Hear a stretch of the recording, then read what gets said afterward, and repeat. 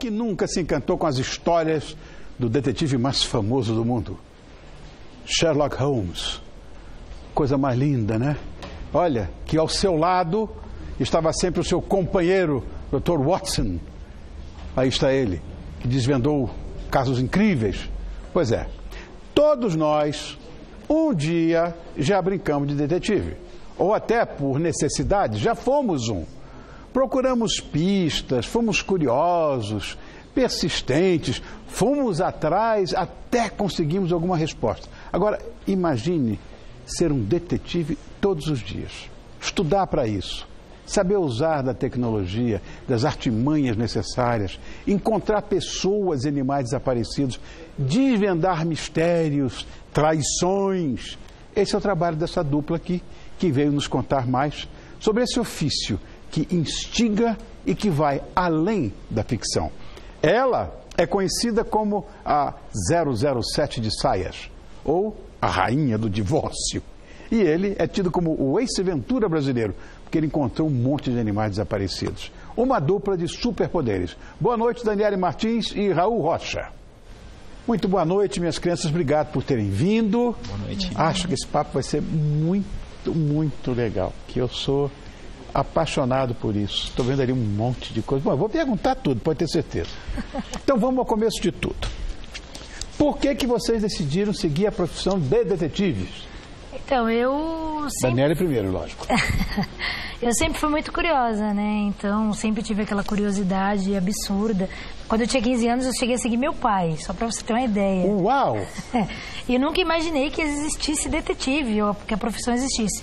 E quando eu tinha 18 anos, uma amiga fez o curso de detetive e me chamou para fazer.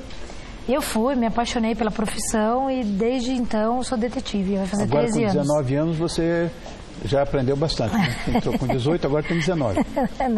Estou com 13 anos de profissão. Raul, você. De onde vem essa alcunha de o Ace Ventura brasileiro?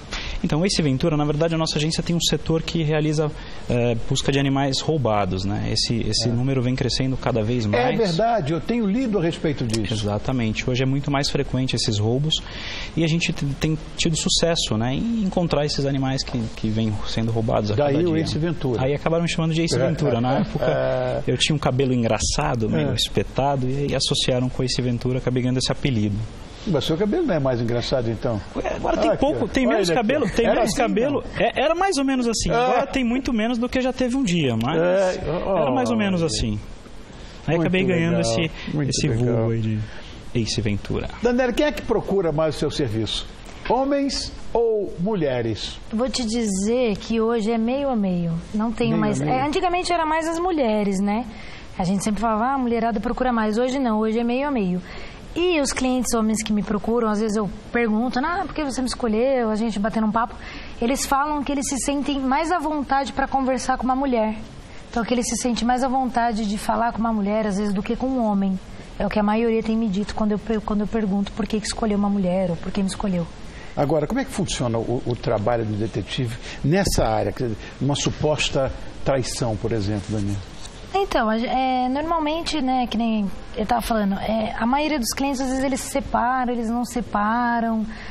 A gente faz um trabalho muito bem sigiloso, né, confidente, para que o cliente seja preservado, não tenha nenhum tipo de problema, aquele monitoramento com foto, vídeo, relatório. Então não tem por onde escapar, né? Tem todas as provas ali, não percebe que está sendo monitorado, né? A gente coloca uma equipe muito bem treinada, então a pessoa não percebe. Sim, nós temos uma equipe. Não é como essas coisas de filme, que é só o detetive, um só que vai atrás, tipo Columbo. Com copo de café e a bolachinha. Não é isso. Não. É bem diferente. Bom, e de um animal ou de pessoa desaparecida, como é que funciona? Bom, no caso dos animais desaparecidos, a gente tem uma equipe que faz essas buscas na rua, a gente utiliza diversos equipamentos, alguns a gente até trouxe aqui, drone, a gente está utilizando um cão farejador agora para fazer esse serviço, e quando eles são roubados, que é um dos maiores casos que a gente atende, a gente parte para uma investigação convencional mesmo, então a gente vai procurar uma testemunha, vai procurar uma câmera de segurança que possa ter flagrado ali o furto ou o roubo, e vai investigando até chegar nesse animal, né? Ou pelo menos em alguém que comprou esse animal, que normalmente é o que acontece. Agora, é evidente que você não pode garantir o resultado positivo. Não existe isso. E quando você chega, por exemplo, a mulher que acha, o homem que acha que está sendo traído e tal, você diz, ó, não tem traição nenhuma. Não é o que ele esperava ouvir, porque ele quer se mandar, ou ela também. Ou no caso do animalzinho que você não consegue localizar, recapturar e tal. Como é que o cliente fica numa hora dessa? O trabalho... Desculpa. Pode ir. Então, na maioria das vezes, ele não quer acreditar, ele acha que quando ele coloca na cabeça que ele está sendo traído, para ele aquilo é uma verdade, ele fantasia aquilo de uma forma que, né, até você, quando ele vai te contratar, acredita. E aí quando a gente faz um certo período, já coloca escuta no carro, rastreador, monitora, vê que realmente não existe nada, às vezes ele fica meio assim, aí daqui 6 meses vai, contrata de novo. Eu tenho clientes que fazem isso muito, né? Meu Deus. Então eles ficam assim meio que na dúvida, será? Mas, né? Porque é uma verdade que ele criou dentro dele, que às vezes não existe. Eu ouço muito negócio de espionagem industrial, essas coisas, né? Vocês também fazem esse tipo de... Fazemos. Bastante. Na verdade, com esse balanço do mercado, então o concorrente ele faz de tudo para conseguir ganhar no mercado. Então, tudo que ele puder ganhar na frente do concorrente ali, ele está fazendo. Então, ele vai colocar escuta, ele vai seguir o empresário ali para tentar, de alguma forma, na vida pessoal, prejudicar ele, tirar o foco dele da empresa. Então, isso é uma coisa que vem acontecendo bastante. As empresas estão sofrendo aí ataques de diversos meios, seja eletrônicos ou até por meio de espiões dentro das empresas. É uma coisa que... Bom, você estava falando dessa história dos rastreadores, disso, daquilo, né? Eu estou vendo um monte de coisa aqui. E hoje, com toda certeza, vocês têm aliados, né? De alta tecnologia, estou dizendo de aparelhos, de coisas. E eu queria que você me dissesse mais ou menos como é que isso ajuda o trabalho de vocês. Bom, na verdade, os equipamentos aí são as ferramentas que a gente pode estar utilizando para resolver o problema de uma forma menos invasiva, né? Hoje, para você colocar um agente dentro de um lugar é muito difícil. Mas para você colocar uma calculadora como essa, que você está vendo que é uma calculadora que filma... É uma calculadora. Filma? Ela filma, ela grava áudio e vídeo, né, por um bom período de tempo. E você consegue, com um equipamento como esse, pegar ali o teu funcionário invadindo a tua sala, mexendo nos seus arquivos, que não deveria. E é muito mais fácil do que você infiltrar uma pessoa dentro de uma empresa. Gente, porra, que legal isso aqui. Ou dentro de um restaurante também, como que você vai entrar, usar a sua câmera, a gente usa óculos, relógio. Esse óculos aqui, o que é? Ele é um óculos com microcâmera, né? Ele grava também. Cadê a câmera dele? A câmera fica na lateral, aí você não consegue ver, é imperceptível, justamente para que você possa passar batido em qualquer situação. Aqui, um botãozinho, ele tem um botãozinho de liga, desliga. Liga e desliga. Ó, aqui na frente, tá vendo esse furinho aqui? Sim. Aqui fica a câmera dele. Gente! Como é que é gravado isso? Num cartão? Isso, se descarrega depois no computador. Só conectar o cabo. Aonde? Aqui, ó. Eu estou impressionado. Aqui. Esse é o conector, você conecta e descarrega. Eu estou impressionado com essa história. Olha que coisa maluca, gente. Conecta aqui, ó. Muito legal. Isso aqui, o que é, Raul e Daniela, isso aqui? Isso é uma escuta, aquele negócio que é bem clichê, de colocar o copo na parede para ouvir o que acontece do outro lado. Hoje em dia é um pouquinho mais tecnológico. Com um equipamento como esse, você consegue ouvir com uma qualidade muito melhor. Você bota o ouvido nisso aqui? Na verdade, aí vai conectado um fone de ouvido, né? Que você, com o fone de ouvido já aqui nas orelhas, você conecta. E aqui você encosta na parede? Na parede, na porta, qualquer lugar que você queira ouvir do outro lado, você vai ter uma qualidade aí de áudio muito melhor. Chave de carro? Chave de carro. Chave de carro, você está com ela o tempo todo, né? Se você bate no bolso, você está com a chave do carro. Então, você está no restaurante ou qualquer outro ambiente que você precise fazer uma filmagem, se você colocar o molho de chave em cima da mesa, não vai chamar atenção. E essa chave, ela vai gravar todas as situações aí ao seu redor. Gravador também? Gravador também. Meu Deus. Você corre, Rony? Você malha, faz alguma coisa? Malho. Se eu estivesse te monitorando e você estivesse malhando num parque, eu iria usar esse boné. Por quê? Porque eu teria que correr atrás de você. Detetive também corre, viu? Tá vendo aqui, ó? Tem uma microcâmera. Olha. Com esse controle a gente liga e desliga. Aqui. Isso. Eu corro. Meu Deus do céu. Olha isso aí, Daniela. E a caneta? A caneta também. A caneta E o relógio, com toda certeza? Sim, claro. Ó, O relógio é a câmera dele aqui do lado, tá vendo? Mais pra usar num restaurante, né? Ah, tá aqui. Em público. Tá. Bota aqui. O relógio aí grava. E tá gravando o tempo todo. Uma reunião. Esse teu lindo que você está usando, não, né? Não, isso não. Isso é meu mesmo. Caneta. E a caneta ela tem na frente, tá vendo? A microcâmera também, coloca aqui, no bolso. Mas é micro câmera, olha. É. Que coisa, gente. Imperceptível, né? Não tem como... Como é que você compra isso? É importado? Às vezes você compra na internet, no site, alguns a gente monta, depende. Nem boné a gente que monta. Ah, é? Sim. Meu Deus do céu! Agora, eu já ouvi falar, Daniela, que eu tive que estudar um pouco a vida de vocês. Também sou detetive, na página 2. Você é considerada a rainha do divórcio. De onde vem esse apelido? Casos inacreditáveis na sua carteira de cliente, né? Verdade. Ele, como ele disse, ele, né, que faz mais busca de animais, assim. Eu não. Meu forte é o conjugal. Né? A maioria dos meus trabalhos são conjugais. Então, 70% é na parte de traição, separação. E aí eu fiz uma matéria uma vez para uma revista e eles colocaram a rainha do divórcio. Aí a gente começou a rir. Era uma matéria inusitada? Era uma história... Era uma matéria falando sobre a profissão, né? Sobre quantos casos eu atendia no mês, sobre quantos separavam ou não, né? E aí ficou esse apelido de rainha do divórcio. Tem coisa feia, tem coisa grave, tem coisa chata? Sempre tem, né? Inusitadas, estranhas, diferentes? Tem. Hoje, por exemplo, eu estava antes de vir, né, gravar o programa com vocês, foi uma senhora no meu escritório retirar um material, né, e o marido dela estava traindo ela com a cunhada. Ela foi com a mãe lá, ele estava saindo com a cunhada. Meu Deus. E aí a mãe pegou e falou, meu Deus, como que eu vou contar pro meu filho?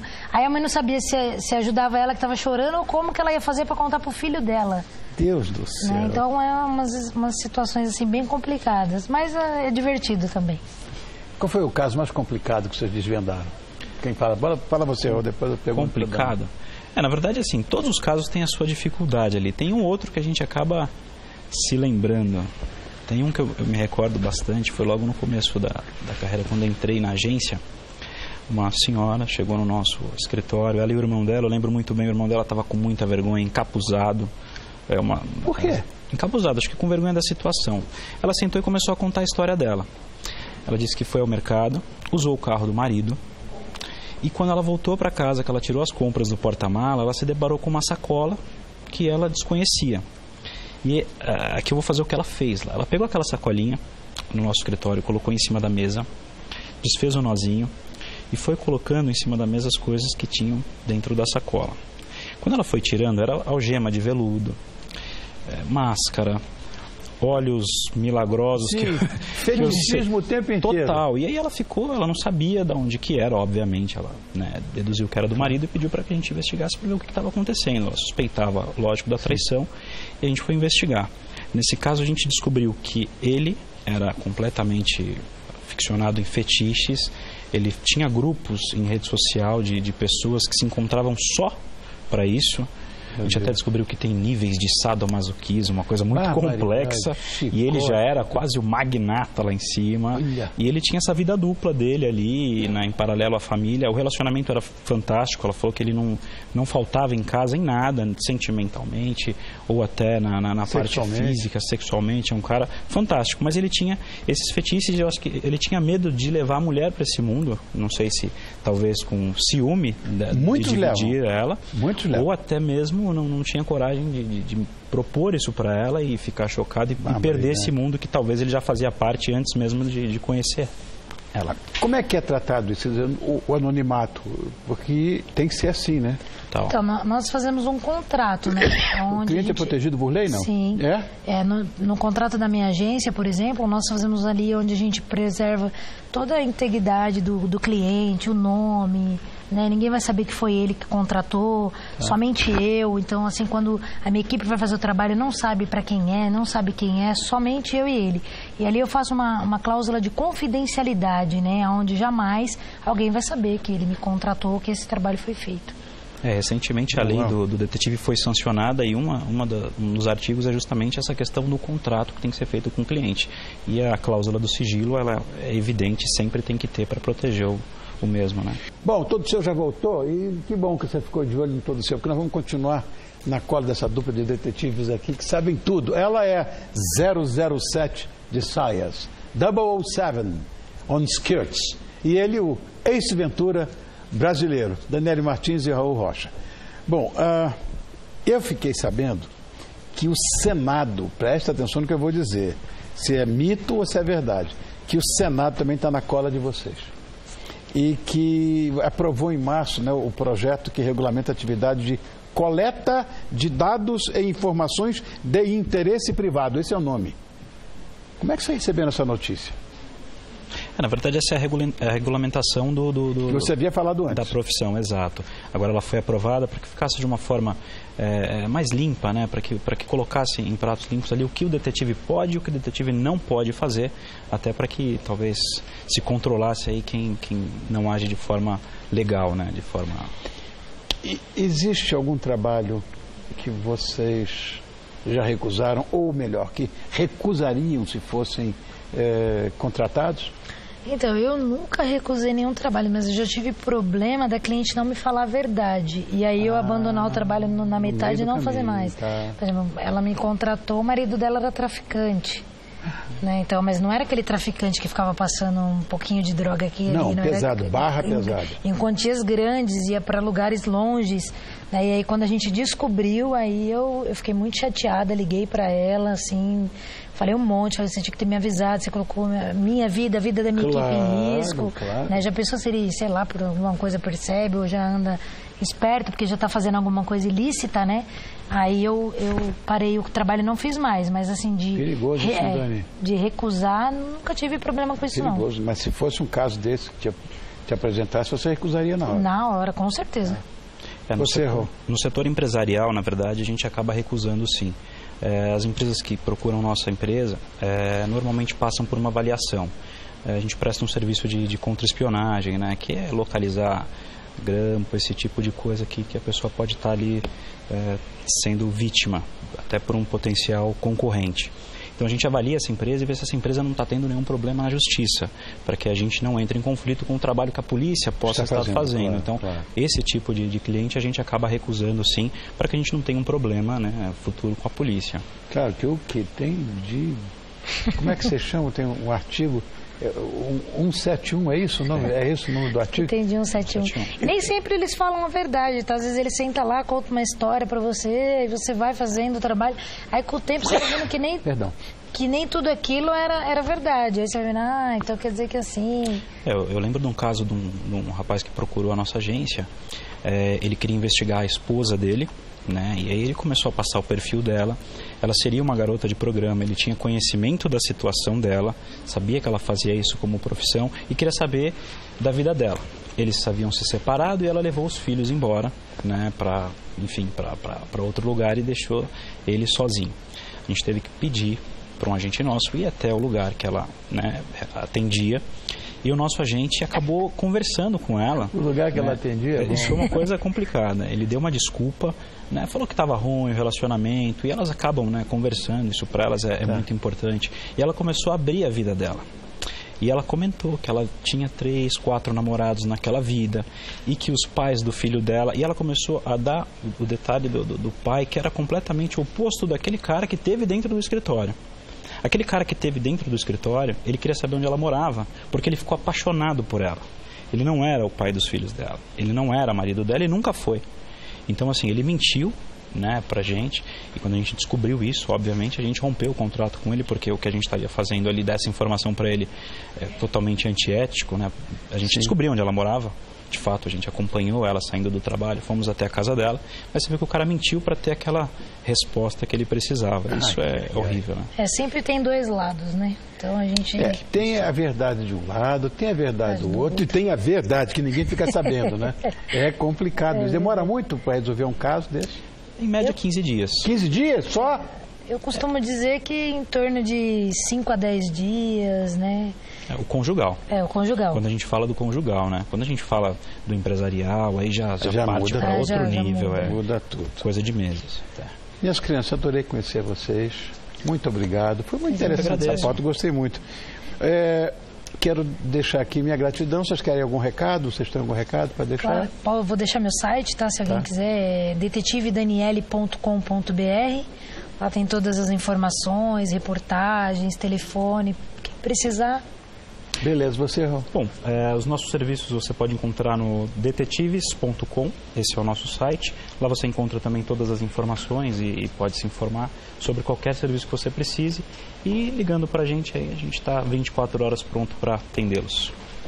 Obrigado, crianças. Mas isso eu estou impressionado com essas coisas. Impressionado com isso. Meu Deus do céu.